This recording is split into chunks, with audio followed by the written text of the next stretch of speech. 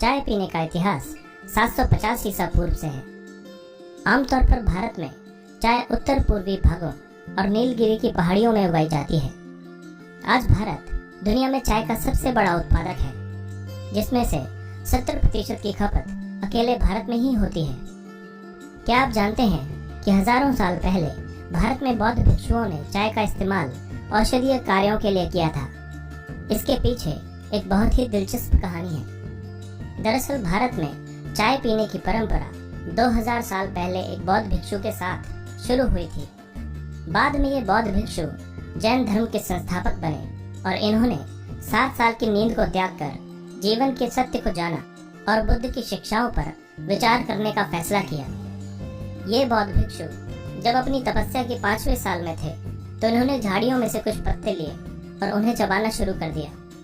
इन पत्तियों ने उन्हें पुनर्जीवित रखा और उन्हें जागते रहने के लिए सक्षम बनाया। जब भी उन्हें नींद महसूस होती थी, वो इस एक ही प्रक्रिया को दोहराते थे। इस तरह से वे 7 साल तक चली अपनी तपस्या को पूरा करने में सफल रहे। और आश्चर्यजनक बात यह है कि ये कुछ और नहीं बल्कि जंगली चाय के पौधे की पत्तियां थीं। इस तरह से चाय भारत में प्रचलित हो गई और स्थानीय लोगों ने जंगली चाय के पौधों की पत्तियों को चबाना शुरू कर दिया।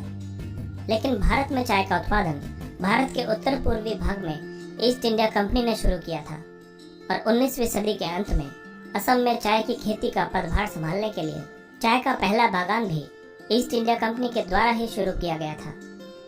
इससे पहले 16वीं सदी में भी ये देखा गया कि भारत में लोग चाय का उपयोग एक सब्जी पकाने में भी कर रहे थे, जैसे लहसुन, तेल और चाय की पत्तियों को मिलाकर, या फिर उबली हुई चाय की पत्तियों से एक पेय तैयार करने के लिए भी इसे इस्तेमाल में लाया जाता था। 1823 और 1831 में ईस्ट इंडिया कंपनी के कर्मचारी रॉबर्ट ब्रूस और उसके भाई चार्ल्स ने यह पुष्टि की थी कि चाय का पौधा वास्तव में असम क्षेत्र के भाग में पैदा हुआ था।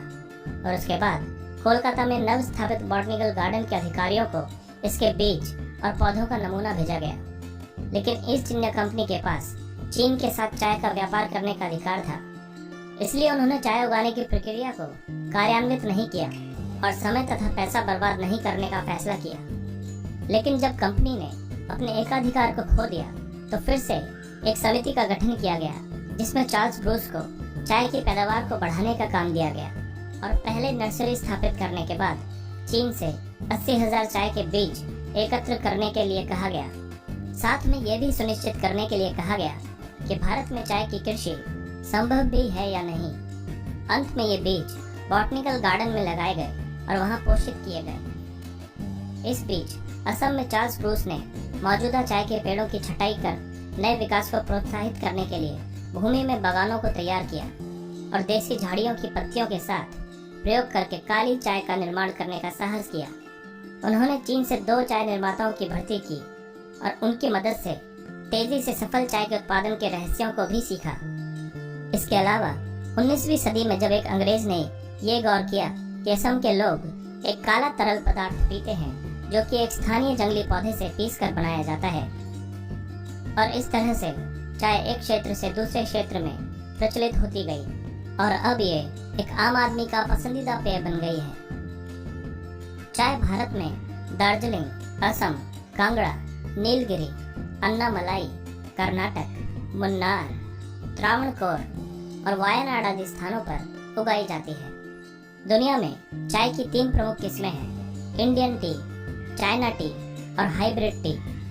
इन चायों की किस्मों से ही चाय के विभिन्न प्रकार जैसे ग्रीन टी, व्हाइट टी और हर्बल टी आदि उत्पादित होते हैं। कमाल की बात यह है कि भारत चाय का इस्तेमाल अब स्वास्थ्य कैप्सूलों को बनाने के लिए भी कर रहा है। चाय पॉलिनाइज्ड काली चाय, हरी चाय और उलांग चाय से प्राप्त किए जाते हैं और ये न्यूरो डिजेनरेटिव रोगों जैसे अल्जाइमर और पार्किंसन आदि को रोकने में और कैंसर, दिल की बीमारियों का मुकाबला करने में भी प्रभावी होते हैं।